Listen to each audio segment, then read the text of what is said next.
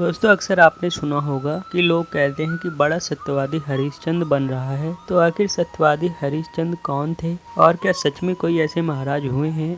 तो जानने के लिए आप इस वीडियो को पूरा देखिएगा। दोस्तों, सत्यवादी महाराज हरिश्चंद्र सूर्यवंश के त्रिशंकु महाराज के पुत्र हुए।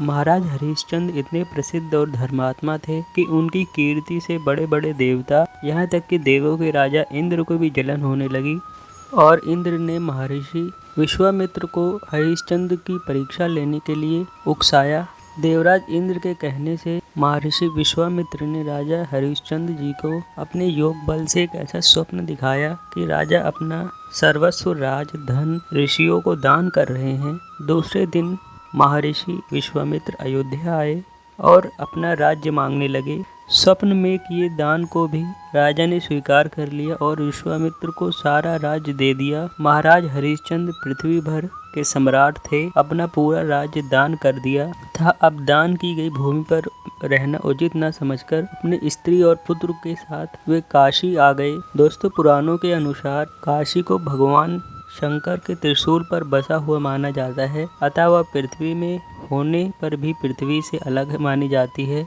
अयोध्या में जब राजा हरिश्चंद्र चलने लगे तब विश्वामित्र ने कहा, जब तब दान आदि बिना दक्षिणा दिए सफल नहीं होते। तुमने इतना बड़ा राज्य दिया है तो उसकी दक्षिणा में 1000 सोने की मोहरें और दो। राजा हरिश्चंद्र के पास अब धन कहाँ था? राजा दान के साथ राज्य का धन भी तो दान ही हो चुका था। ऋषि से दक्षिणा देने के लिए राजा हरिश्चंद्र जी ने कुछ समय मांगा और वे काशी आए। काशी में उन्होंने अपने पत्नी रानी सैव्या को एक ब्राह्मण के हाथ दान कर दिया। राजकुमार रोहिताक्ष छोटा बालक था और प्रार्थना करने पर ब्राह्मण ने उनकी माता के साथ रहने की आज्ञा दे दी। स्वयं अपने को राजा हरिश्चंद्र ने एक चांडाल के हाथ बेच दिया और इस प्रकार सत्यवादी राजा हरिश्चंद्र जी ने ऋषि विश्वामित्र को 1000 मोहरें दक्षिणा में दी। रानी सैव्या ब्राह्मण के घर में एक दासी का काम करती थी और चांडाल के सेवक होकर राजा हरिश्चंद्र शमशान घाट की चौकीदारी करने लगे। वहाँ जो मुर्दे जलाने के लिए लाए जाते थे उनसे कर लेकर तब उन्हें जलाने का काम चांडाल ने उन्हें सौंपा था।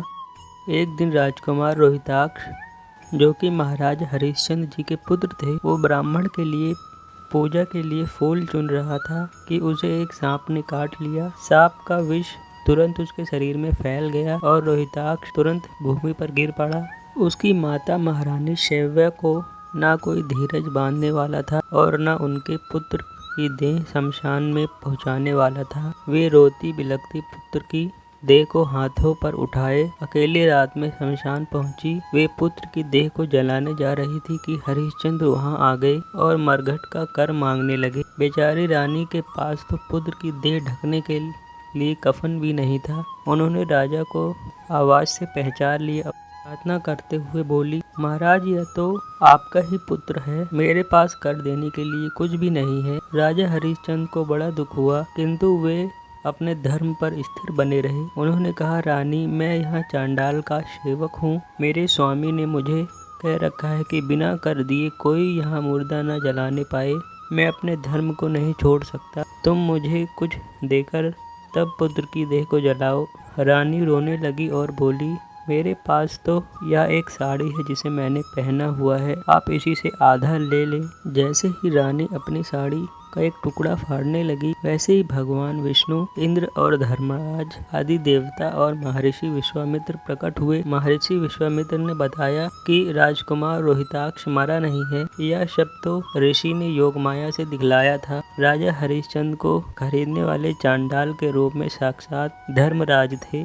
महर्षि विश्वामित्र ने कहा कि राजन, आपने हमेशा सत्य को अपने जीवन का आधार बनाया है और सत्य स्वयं भगवान नारायण का रूप है, इसीलिए साक्षात नारायण आपके सामने उपस्थित हुए हैं आपको अपने धाम ले जाने। इसी के साथ राजा सत्यवादी हरिश्चंद्र और महारानी सैव्या भगवान के धाम बैकुंठ गए और महर्षि विश्वामित्र जी ने राजकुमार रोहिताक्ष को अयोध्या का राजा बना दिया। इसलिए जब भी कोई अधिक सत्य बोलता है तो उसे कहा जाता है कि बड़ा सत्यवादी हरिश्चंद्र हो रहे हो।